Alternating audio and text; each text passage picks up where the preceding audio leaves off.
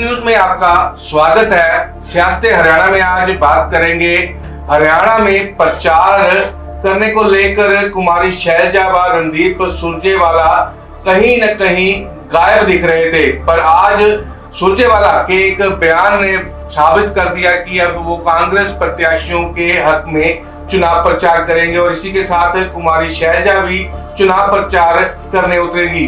तमाम मुद्दों को लेकर बात करेंगे। हमारे साथ मेरे सीनियर सहयोगी शमशेर चंदेल हमारे साथ मौजूद है। शमशेर जी, बहुत बहुत स्वागत है। शमशेर जी, हरियाणा की सियासत पर बात की जाए तो रणदीप सुरजेवाला और कुमारी शैलजा जो है प्रचार से कहीं ना कहीं गायब दिख रहे थे हरियाणा के, तो अब जो सामने बयान आ रहा है कि दोनों नेता जो है अब प्रचार में शामिल होंगे।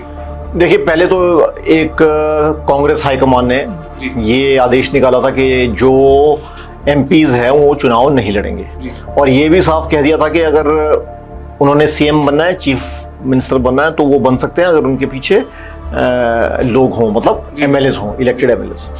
अब ये जाहिर बात है कि जब आप चुनाव नहीं लड़ रहे हैं और आप पे इतनी आपको कर दिया है, तो आपके साथ एमएलएस हो नहीं सकते। और दूसरी बात, जो भूपेंद्र सिंह हुड्डा है, वो और उनके बेटे, उन्होंने पूरी कमान हरियाणा की संभाल रखी है। अगर आप नंबर ऑफ कैंडिडेट्स देखें तो तकरीबन 80 कैंडिडेट्स हुड्डा साहब के हैं 89 में से। तो जाहिर बात है कि हुड्डा साहब की चल रही थी। अब क्योंकि हाईकमान का मुझे लग रहा है कि एक आदेश आया होगा कि आप लोग जाइए, आप इलेक्शन कैंपेन में पार्टिसिपेट कीजिए। हालांकि जो रणदीप सुरजेवाला, उनके बेटे कैथल से लड़ रहे हैं, आदित्य सुरजेवाला, एक कारण वो हो सकता है। सतवीर दबलैंड वो नरवाना से लड़ रहे हैं। नरवाना से सुरजेवाला साहब ने खुद भी ओम प्रकाश चौटाला को हराया है, तो काफ़ी पहले, तकरीबन 27 साल पहले। ठीक है, तो वो उनका गढ़ है। और शैलजा के बारे में ये बात हो रही थी कि वो खुश नहीं है, वो मुख्यमंत्री बनना चाहती है। इनफैक्ट उन्होंने कहा भी है एक प्रोग्राम में, एक टीवी प्रोग्राम में, कि अगर कि वो भी, देखिए आजकल मुख्यमंत्री बनने के लिए पहले तो थोड़े से शर्मा के लोग बोलते थे, आजकल सरेआम विज साहब से ये शुरू हुआ था। विज साहब ने बोला कि मैं तो एलिजिबल हूँ, मैं बहुत पुराना हूँ भाजपा में, और जब भाजपा इनफैक्ट नहीं थी तब से विज साहब थे, बड़े नेता थे भाजपा के। तो उन्होंने कहा कि मुझे अगर चांस मिले, मुझे मुख्यमंत्री बनने का मौका मिलना चाहिए। राव इंद्रजीत ने भी यही कहा, और वो भी ठीक है, क्योंकि जब उन्होंने खट्टर साहब को मुख्यमंत्री बनते देख लिया तो उनको लगा कि यार मेरे में क्या कमी है। अब ये शैलजा ने भी बोल दिया, कुमारी शैलजा ने, कि मैं भी चाहूंगी अगर मुख्यमंत्री मुझे ये मिले ये गद्दी, तो मैं बनना चाहूंगी। तो ये सारी चीजें हैं। पर फिलहाल आपका सवाल था कि भाई ये दोनों चुनाव में आ गए हैं, पार्टिसिपेट कर रहे हैं। वो मेरे ख्याल से ऐसा लग रहा है कि कुछ जो सीटें हैं, जो इनके करीबी लोगों की सीटें हैं, उनमें वो पार्टिसिपेट करेंगे, उसमें वो रैलियों को संबोधन करेंगे।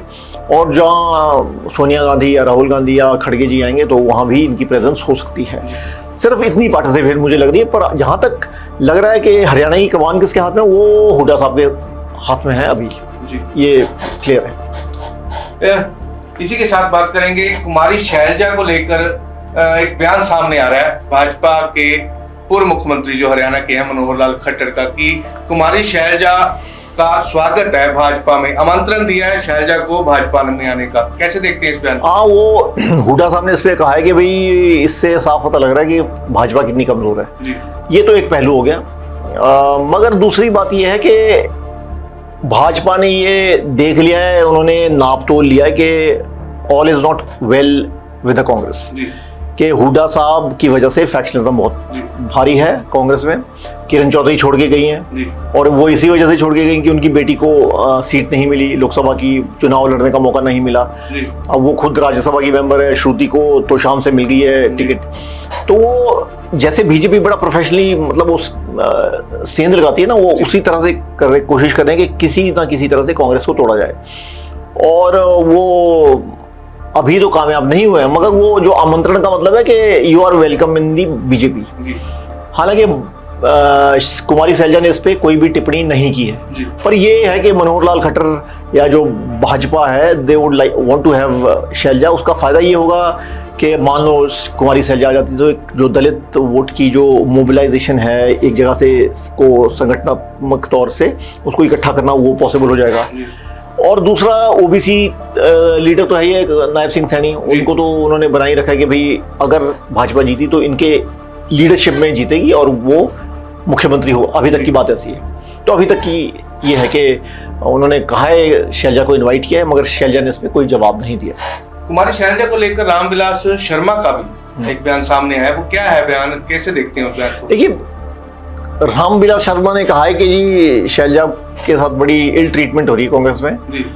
मुझे आपत्ति इस बात की कि इल ट्रीटमेंट तो हो रही है, पर उनके साथ भी उसने हुई है जी। पर उन्होंने 4 दिन में अपनी इल ट्रीटमेंट जो देखिए वो रोए भी थे जब उनको टिकट नहीं मिली जी। महेंद्रगढ़ से या भिवानी महेंद्रगढ़ से वो लड़ना चाहते थे। पुराने ये देखिए विज साहब के टाइम के नेता है हरियाणा कांग्रेस, हरियाणा भाजपा में जी। पूर्व एजुकेशन मिनिस्टर हैं जी। और जब भाजपा कहीं नहीं थी हरियाणा में तब भी रामविलास शर्मा एक लीडर थे जी। एक स्टैचर के लीडर थे। ओपी धनखड़, रामविलास शर्मा, अनिल विज भी थे। अब अनिल विज जब 2014 में चीफ भी थे भाजपा के हरियाणा के, अब वो कहीं नहीं है जी। और जिस दिन वो टिकट नहीं मिली वो एंड में तो उनको थोड़ा रोना भी आया जी। और वो शायद मेरे ख्याल से इंडिपेंडेंट लड़ना चाहते थे, बाद में नहीं लड़े। अब वो एकदम से उन्होंने संगठनात्मक तौर पर बीजेपी की बात की कि देखो कुमारी सैलजा के बड़े बुरे हाल है कांग्रेस में। हालांकि ऐसे ही हाल उनके 4 दिन पहले भाजपा में थे जैसे कुमारी सैलजा के। इनफैक्ट कुमारी सैलजा तो फिर भी एमपी हैं जी। पर वो उनको तो टिकट ही नहीं मिली है ना, वो हाशिए में बीजेपी के, पर फिर भी वो बीजेपी की जो लाइन है वो टोक रहे हैं, शायद भूल चुके हैं जो उनके साथ हुआ है। मतलब दर्द छलक रहा है रामविलास शर्मा का? नहीं, वो दर्द पता नहीं कैसा छलक रहा है क्योंकि वो तो कुमारी सैलजा के बारे में बात कर रहे हैं। उनको अपनी बात करनी चाहिए ना कि मैं हाशिए में हूँ। तो बबीता फोगाट का बड़ा बयान सामने आ रहा है विनेश फोगाट को लेकर, थप्पड़ वाले बयान को लेकर बबीता फोगाट ने क्या कहा, कैसे देखते हैं इस बयान? देखिए, विनेश फोगाट कांग्रेस से जुलाना से इलेक्शन लड़ रही है। बबीता फोगाट मेरे ख्याल से चरखी दादरी से वो इलेक्शन लड़ी थी और वो भाजपा की हैं। महावीर फोगाट ने भी ऑन मेनी ओकेजन्स कहा कि उन्हें अगर इलेक्शन लड़ने चाहिए थे तो भाजपा को ज्वाइन करना चाहिए था। और उन्होंने ये कहा है कि विनेश फोगाट का बयान था कि थप्पड़ इस बार ऐसा थप्पड़ पड़ेगा कि जो कमल का फूल है वो उस पर थप्पड़ पड़ेगा। तो उस पर आपत्ति दर्ज की है बबीता फोगाट ने। उस पे इसमें कुछ खास नहीं है, मतलब उनको बहुत बुरा लगा है कि भाई ये हमारी पार्टी के बारे में इस तरह से बात की कि इस तरह का थप्पड़ पड़ेगा कि वो टूट जाएगा, कमल का फूल टूट जाएगा। पर ये जाहिर है कि वो इलेक्शन लड़ना चाहती थी। जिस तरह का उन्होंने पीछे स्ट्रगल किया, जो रेस्टलर्स का आंदोलन था जंतर मंतर में और ब्रिजभूषण शरण सिंह के विरुद्ध अगेंस्ट, और उसके बाद वो ओलंपिक्स गई, वहाँ फाइनल में पहुंची, डिस्क्वालीफाई हुई, तो उनका नाम इतना बड़ा हो चुका है अब जी। और जो बबीता फोगाट है उनका नाम कभी था आज से 15 साल पहले जब कॉमनवेल्थ में वो गोल्ड जीती थी। अब उनको कोई जानता नहीं है। She is faded in the history of women wrestling और ये ताज़ा नाम है और पहली महिला है, तो नेचुरली इनका नाम अब बड़ा है, राजनीति में बड़ा, और ये बड़ी कैंडिडेट है हरियाणा से कांग्रेस की। तो चुनाव प्रचार के दौरान किसानों का भाजपा पे हल्ला बोल, महापंचायत की गई किसानों द्वारा, बड़े फैसले लिए गए, बड़ा ऐलान भी किया गया। हरियाणा में किसानों को भाजपा के खिलाफ एकजुट करने की कोशिश जो है किसान महापंचायत में करते दिखे किसान जो आगू हैं, तो कैसे देखते हैं किसानों द्वारा ये महापंचायत की? देखिए, हरियाणा में भाजपा को समस्या आएगी किसानों के वजह से। हमने पहले भी कहा था कि जैसे अटेली में वो आरती राव है, राव इंद्रजीत की बेटी, उनको मुश्किल आई, वहाँ उनको एंटर नहीं करने दे रहे हैं। किसान सवाल पूछ रहे हैं, जो उनके पहले एमएलए थे, विधायक थे सीताराम, उनसे पूछा गया कि आप किस वजह से आए, क्यों आए हैं, आपने हमारे बारे में क्या किया, जब किसानों का आंदोलन था तो आप हमारे साथ क्यों नहीं खड़े थे। झज्जर में यही हुआ, ठीक है। विज साहब की जो रैली है उसमें उनको विरोध देखना पड़ रहा है किसानों का।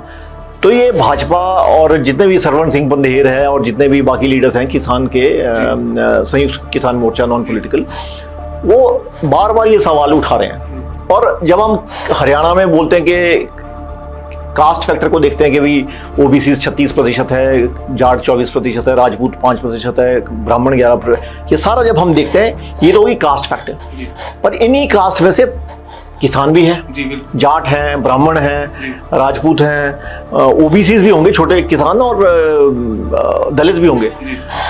अब नेचुरली खाप एक अम्ब्रेला बॉडी है किसानों की, किसानों की नहीं, जाटों की।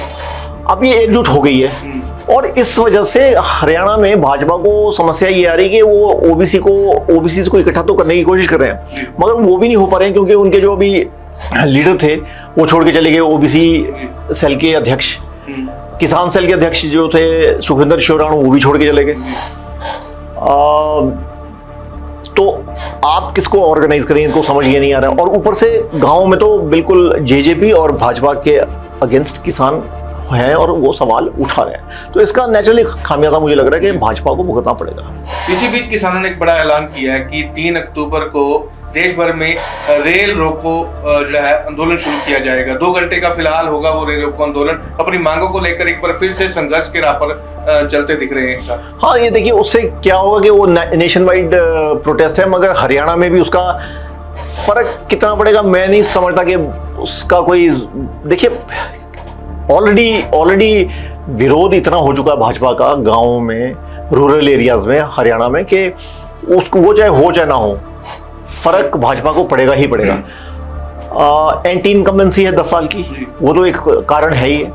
और उसके बाद ये जो किसानों का आंदोलन है, क्योंकि 2019 में जो 40 सीटें जीती थी भाजपा ने, आप ये समझिए कि 10 सीटें 10/10 सीटें जीतने के बाद जीती थी। जब लोकसभा 10/10 सीटें, फिर 40 सीटें आई,